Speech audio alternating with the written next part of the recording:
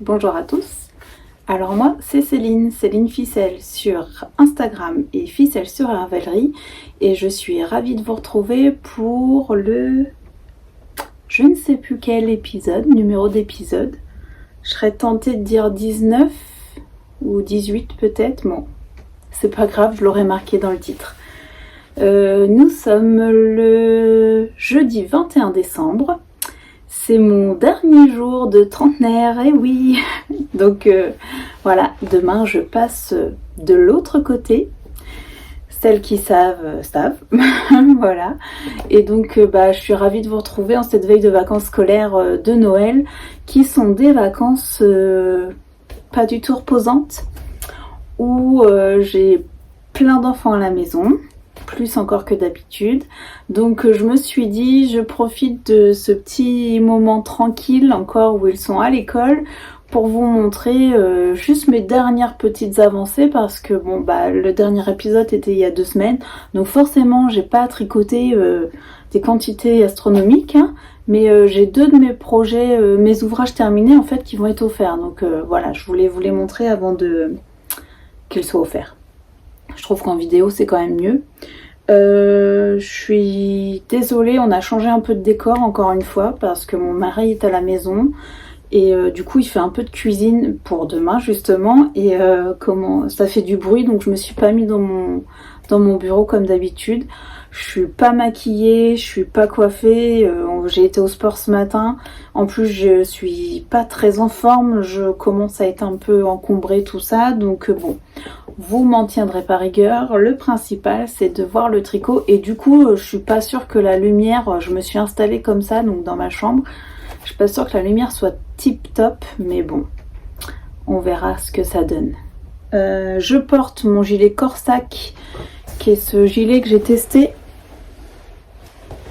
dernièrement pour Folie Ordinaire. On ne voit pas très bien, c'est un violet et c'est un motif de côte, je vous l'ai déjà présenté. Donc voilà, et c'est parti. Donc ouvrage terminé. Je voulais vous présenter ce petit bonnet. Donc qui est je viens de regarder à l'instant, Vima Bini. Bon, je vous mets le nom. C'est pareil, le montage, je vais essayer de faire très simple. De Vera Valimaki, donc c'est un patron gratuit de bonnet assez profond, très doudou. Moi j'adore ce genre de bonnet en tout cas. Donc c'est un patron en anglais mais qui est gratuit, qui est très bien expliqué. Je crois que c'est la première fois que je tricotais un patron de Vera Valimaki. Elle est très connue notamment pour ses châles, et vraiment très bien expliqué. Même en anglais j'ai eu aucun problème de compréhension. Donc c'est un bonnet qu'on commence par les côtes, par le bord en fait.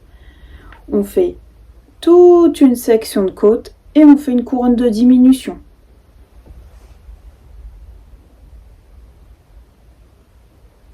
Rien de compliqué. La couronne elle est en croix, on la voit bien. Donc voilà. Et donc après, ce qui permet de faire le revers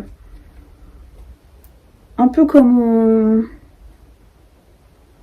à la hauteur qu'on veut. Si on veut faire un bonnet plus Laochi, vous voyez, moi je sais que mon mari il aime bien porter les bonnets comme ça. Bon on fait un plus petit revers, puis si on veut que ça soit plus enfoncé, on fait un plus grand revers. Moi c'est comme ça que je préfère, sur moi. Donc ce bonnet je l'ai tricoté avec une laine de chez Drops, la Wish,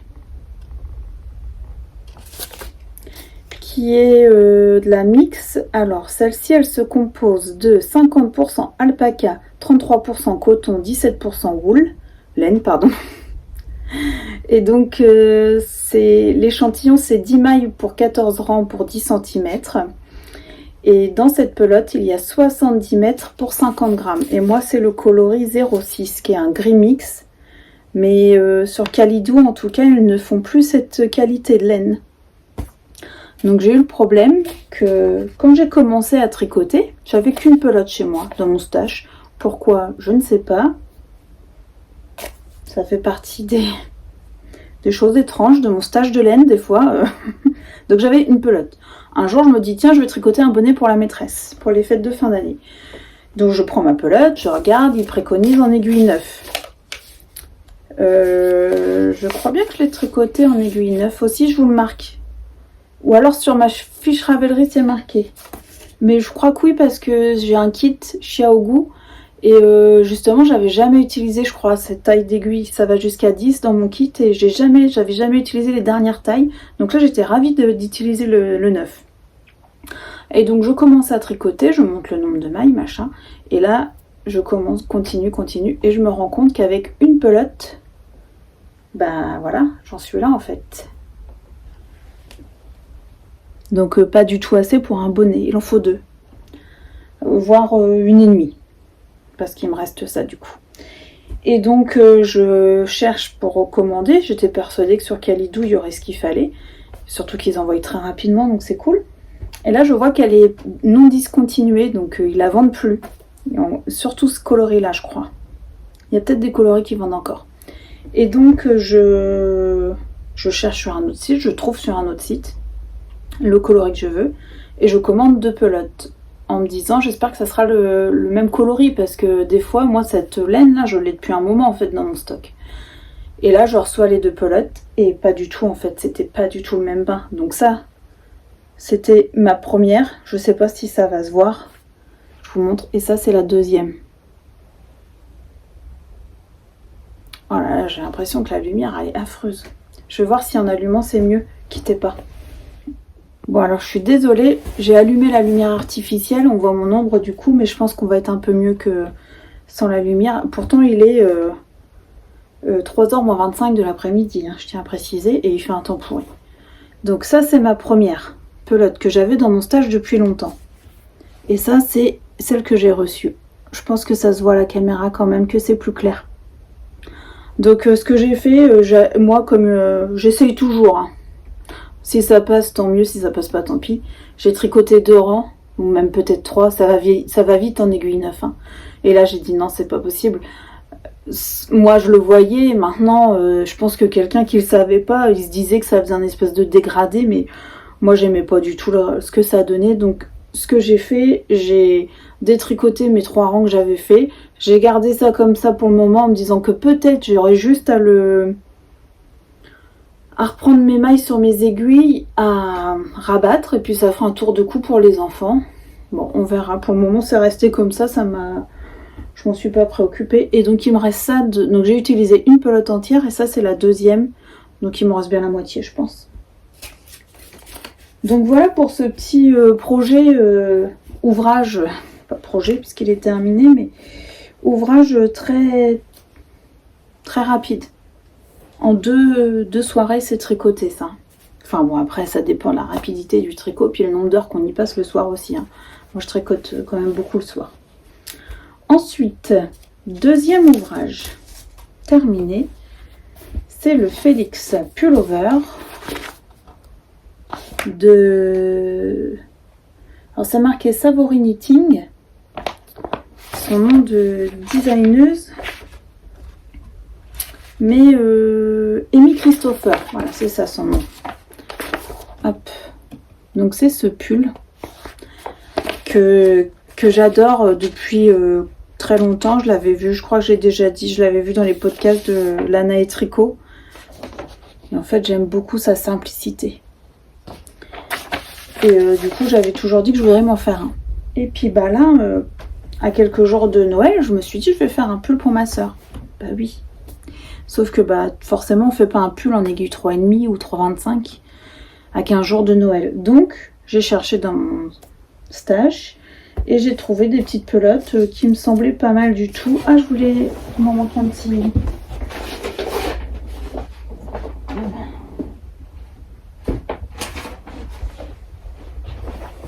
Non, bah je retrouve pas ce que je cherchais. J'ai pas dû le garder peut-être. Bon, bref. Et donc dans mon stash, je trouve de la Kid Silk de Drops marron, de la Nord Drops un marron mais légèrement plus clair, Et j'avais une troisième laine que je n'ai plus. C'est ça que je cherchais. Je croyais qu'il m'en restait un tout petit quelque chose, mais j'ai pas dû le... Soit ça s'est attrapé dans quelque chose, je sais pas. Pour vous, donc c'était de la Lamana.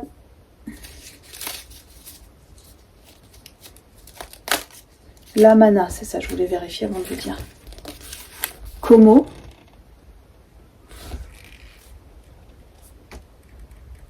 « 100% laine. Qui est une laine un peu spéciale parce qu'elle est très légère. Donc là, j'avais des 6 pelotes de 25 grammes. Ça faisait 120 mètres la pelote. Mais vous allez voir que j'ai été vraiment tout juste. Et donc le mélange des trois.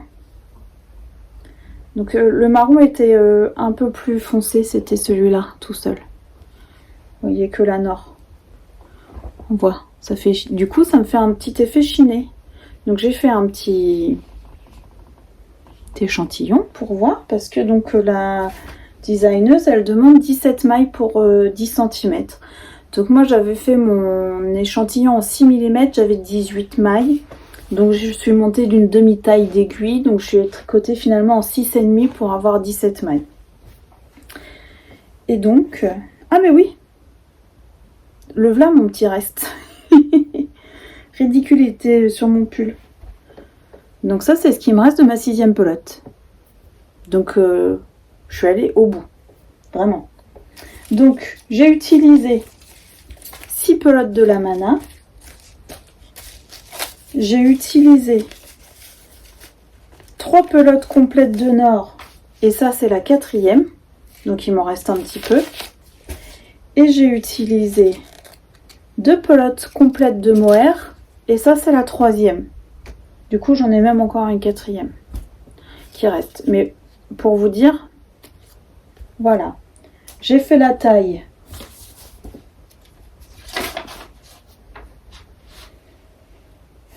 Est-ce que j'ai noté? J'ai fait la taille... Alors en plus, c'est pas en centimètres du coup. Parce que comme c'est un patron en anglais. Pareil. Plutôt compréhensible.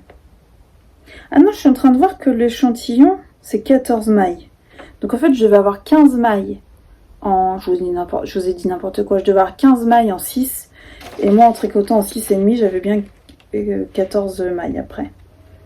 J'ai dû faire la 2e taille. Bon, je sais plus, je suis désolée. Bon, après, ça n'a pas trop d'importance. Et donc, voilà ce que ça m'a fait.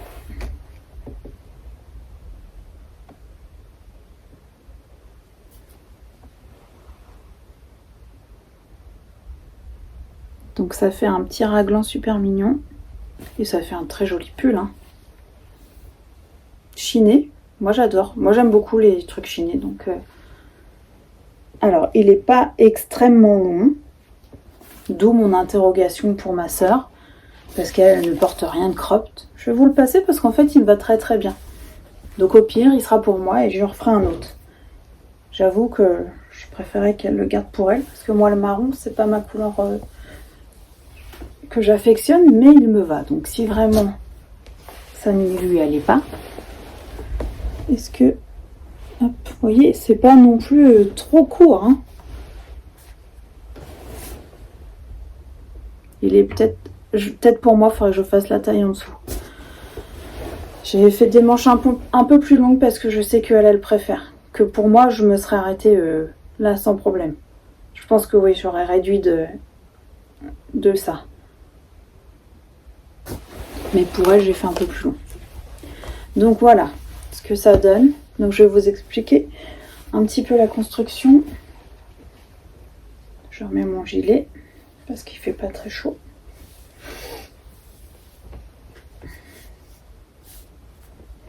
Hop. Alors, c'est un pull très simple. Débutant sans problème pour le faire celui-là. Même en anglais, enfin celui qui veut se lancer dans un patron en anglais, pas de problème. Hein. Très simple. On monte un certain nombre de mailles pour l'encolure. Ensuite, on vient faire quelques rangs raccourcis pour former creuser un petit peu l'encolure. On met en place le raglan, qui est donc ce petit jeu de trous. Et après, on tricote jusqu'en dessous des emmanchures. On vient séparer les manches du corps. On tricote le corps. On tricote les manches. Il est très simple. Alors moi j'ai modifié, j'ai fait des mailles torse, ce qui n'était pas demandé dans le patron. Voilà, je trouvais ça plus simple. Et alors j'ai fait tout ce qu'il y a de plus simple. Les rabats simples, de partout. Tout ce qu'il y a de plus simple. J'ai mis une petite étiquette.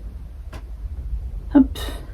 Pour que ma soeur se trompe pas du devant et du dos. Parce que même si, bon, moi je vois tout de suite qu'il s'est creusé. Mais bon, c'est quand même plus facile pour quelqu'un qui n'a pas l'habitude de tricoter.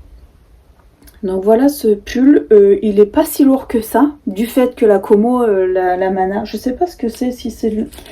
La Mana ça doit être la marque et Como ça doit être la sorte. Elle est très légère, donc du coup ça fait pas un pull très lourd.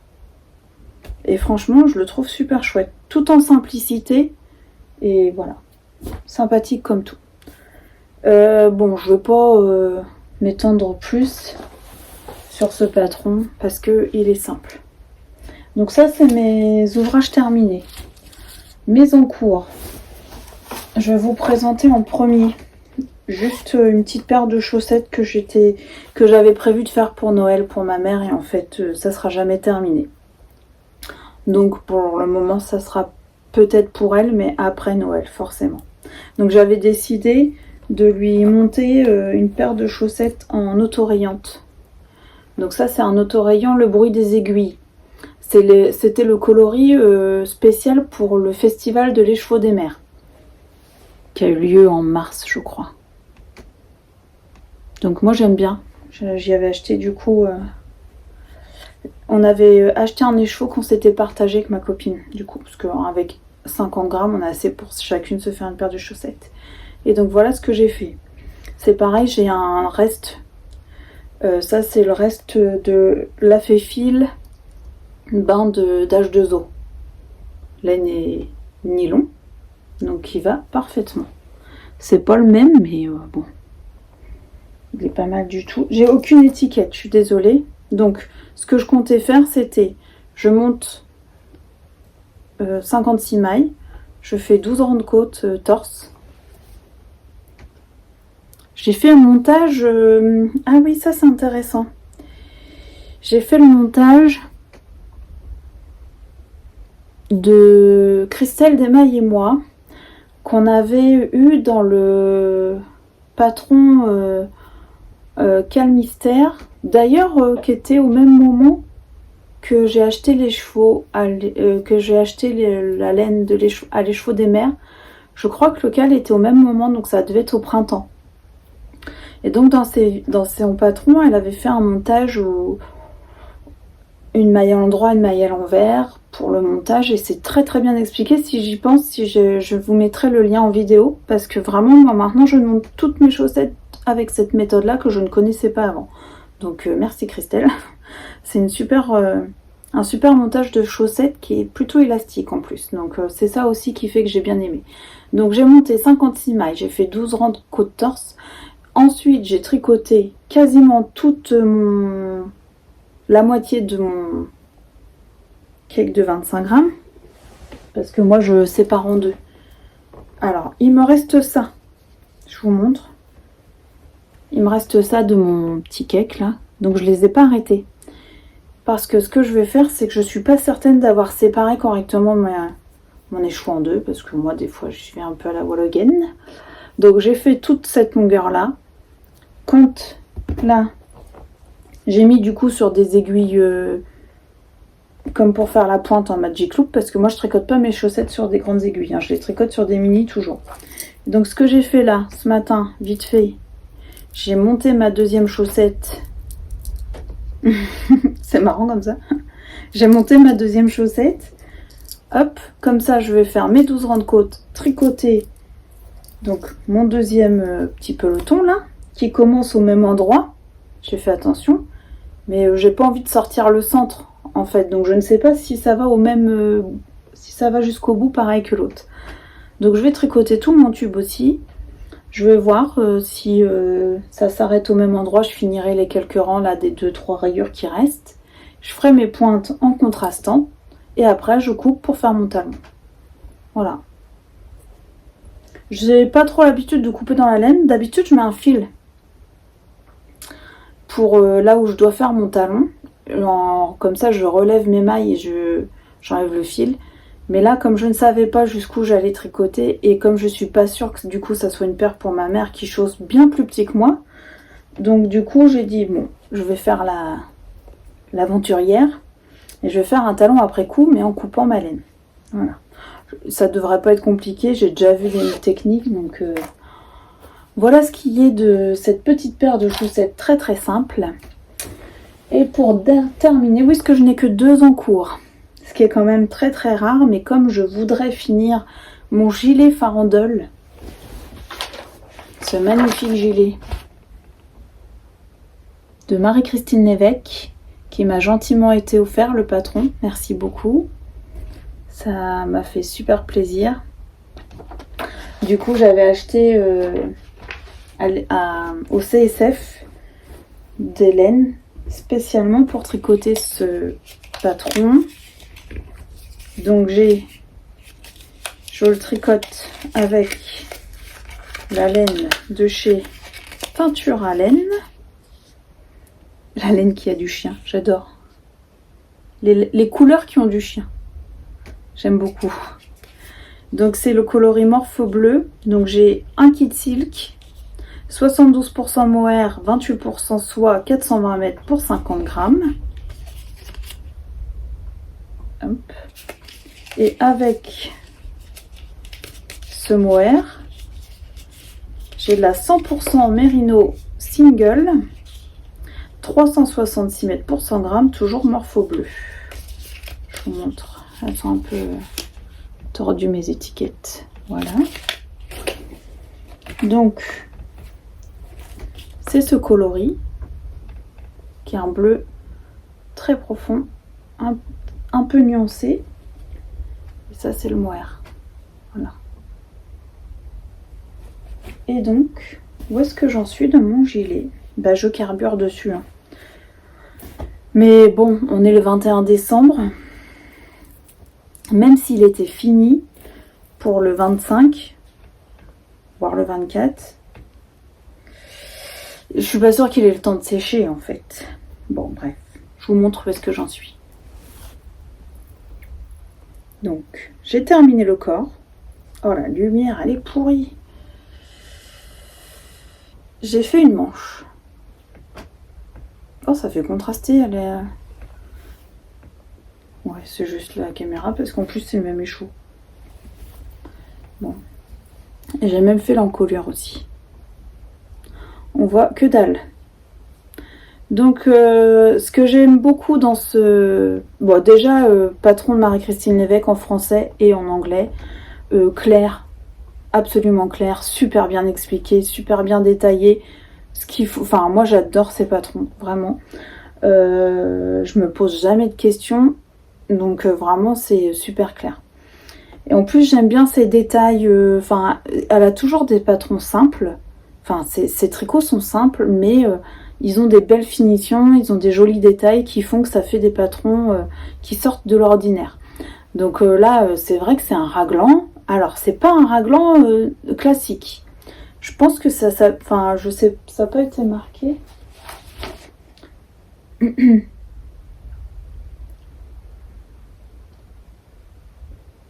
Non, mais pour moi, c'est comme des manches marteau en fait. Donc, on monte un nombre de mailles. On met en place un système de raglan, mais qui est pas le même au début. Alors, oui, on va le voir. Ça, c'est le dessus de l'épaule. Et du coup, qui épouse parfaitement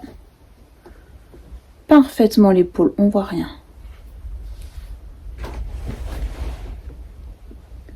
Si je tire un peu, voilà. Donc au début, le raglan, il se fait là. Ça reste pareil, c'est augmenté de chaque côté. Et ensuite, on a un raglan plus traditionnel. Voilà. Où il y a des augmentations, en fait. Donc ça fait que ça épouse vraiment parfaitement l'épaule. On fait une patte de boutonnage en même temps. Voyez, vous les voyez. En même temps que le tricot. Alors ça c'est chouette. Que moi ce que je fais, je mets des ampoules de l'autre côté pour savoir où est-ce que je vais devoir mettre mes boutons. Ça m'évite de rechercher. Ensuite, pour pouvoir, parce que ce petit patron, ce qu'il a de sympa, c'est ces petits festons là. Donc ça on les fait après au crochet. Donc pour pouvoir revenir les faire, elle nous fait faire toute une ligne de mailles en vert.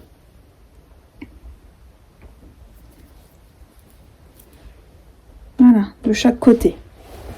Donc ça c'est encore la dernière étape qu'il nous restera à faire.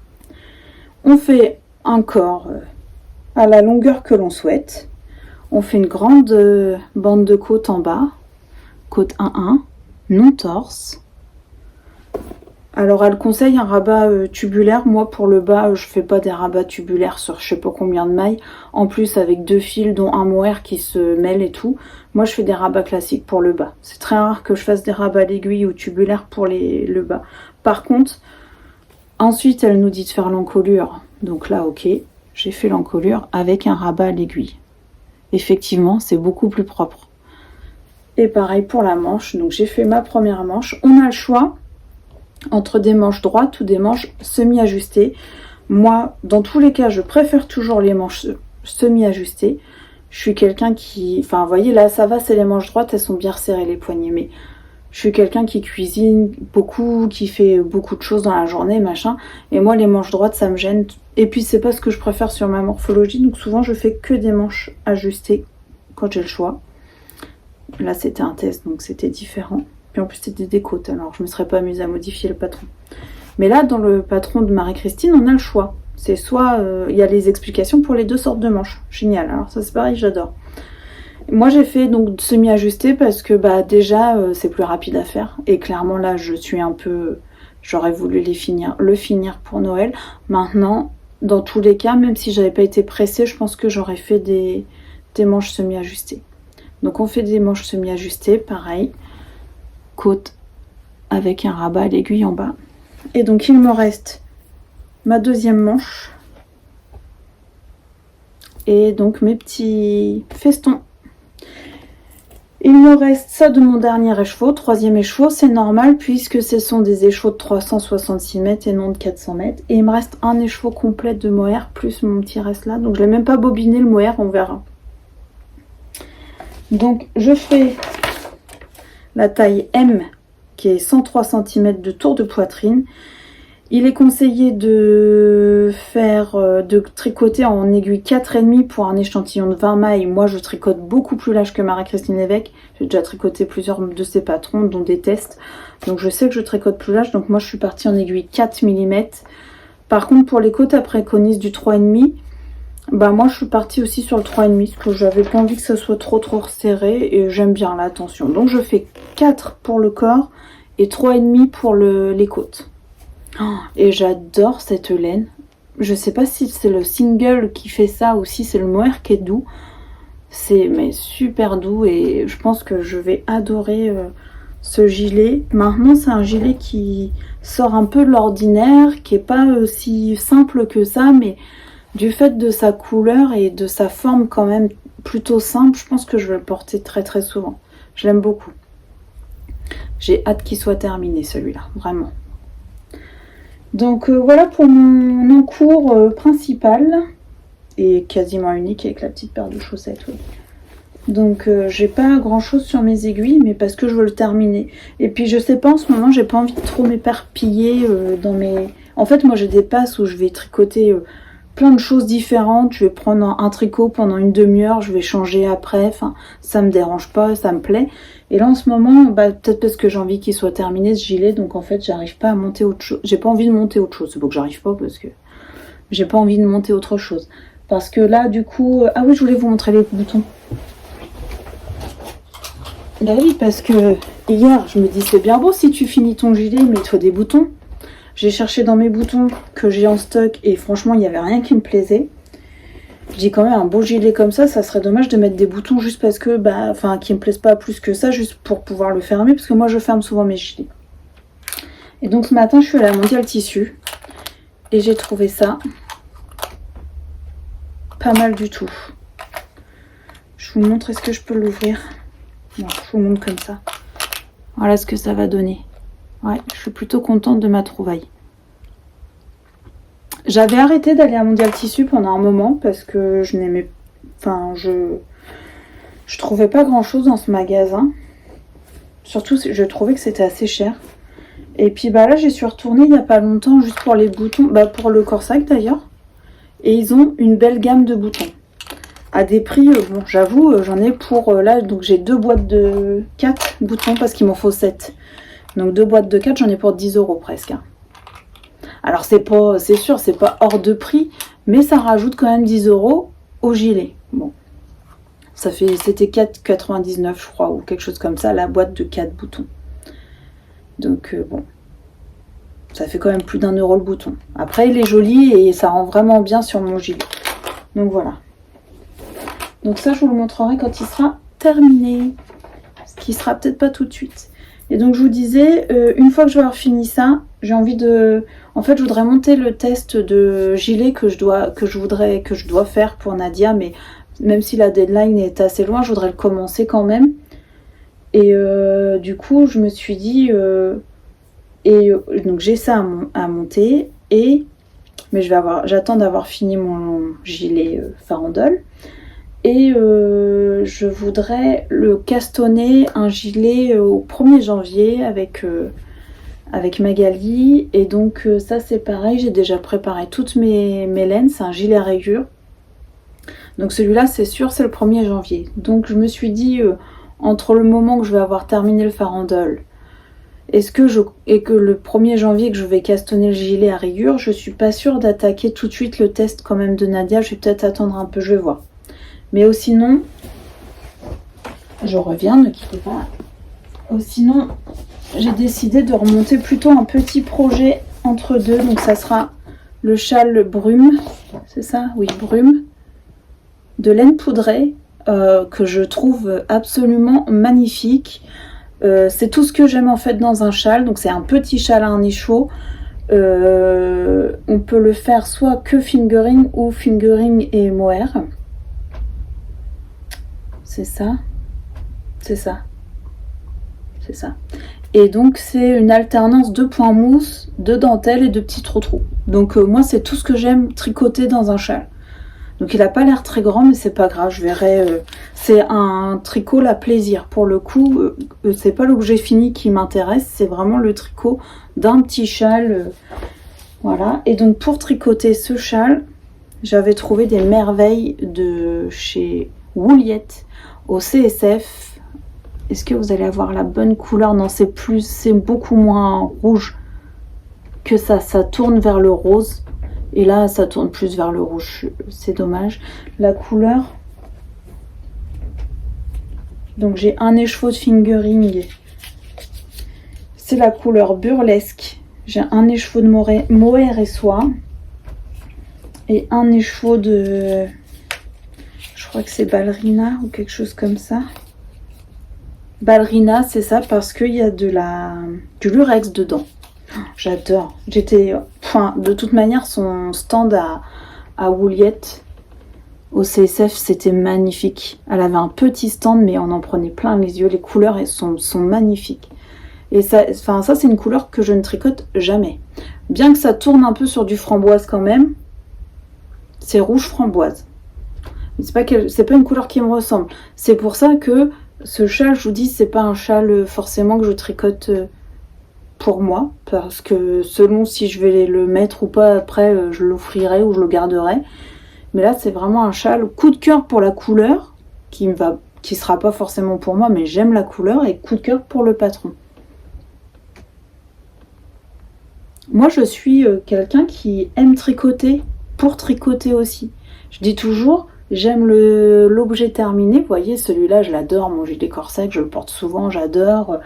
Le gilet farandole, je pense que je vais le porter. J'ai des pulls que je porte très très souvent et des gilets que je porte très très souvent. Et le Félix, par exemple, si c'est sûr, je vais me le refaire. Là, ça sera pas pour le plaisir du tricot, ça sera pour le plaisir de l'objet fini. Par contre, j'ai quand même des moments où je fais des tricots qui sont purement pour le plaisir du tricotage. Voilà. Donc ça, c'est super joli. Rien que pour les paillettes aussi. Les paillettes, c'est la vie. Donc voilà. Donc je vais pas parler plus longtemps. Ça va être un tout petit épisode. Mais c'était histoire de vous voir, de vous montrer mes ouvrages terminés. Pardon, j'ai un peu de mal. Mes ouvrages terminés avant de les offrir. Je voulais également vous souhaiter de très bonnes fêtes. Je sais que c'est pas forcément une période facile pour tout le monde. Moi la première, j'ai de la famille qui habite pas proche de chez moi, donc je sais que voilà, je vais pas partager avec eux, ça me fait beaucoup de peine, mais bon, c'est comme ça. J'ai des membres qui nous manquent de ma famille, qui ne sont plus là, donc je sais que pour certaines personnes c'est compliqué, mais bon après, faut pas oublier que les fêtes de Noël c'est le partage, et bon, chez nous avec les enfants tout ça, c'est vrai que ça a un élan quand même encore très sympathique. Les enfants sont surexcités de folie. Mais là ça tombe bien qu'ils sont en vacances et juste après c'est Noël, donc c'est pas trop mal. Donc voilà, je voulais vous souhaiter à tous et à toutes de belles fêtes. Profitez bien des moments partagés en famille quand c'est possible. Sinon, bah, profitez de tricoter le plus possible. Moi, je sais que c'est des fêtes ou une période où je tricote pas beaucoup finalement parce que j'ai moins de temps. Déjà en vacances généralement, mais là encore plus pendant les fêtes. Donc, je vous remercie de me suivre, de commenter. Ça me fait toujours très très plaisir de vous lire et j'essaye de vous répondre. Et de vous abonner, hein. N'hésitez pas, ceux qui ne sont pas encore abonnés, pour suivre toutes mes petites vidéos. Et donc je vais vous retrouver maintenant début janvier, la semaine de la rentrée scolaire. Enfin, je pense que ça sera pas avant, voire peut-être la semaine d'après en fonction de l'emploi du temps. Donc merci à tous, merci à toutes, passez de bonnes fêtes, je vous embrasse et je vous dis à bientôt, bye bye.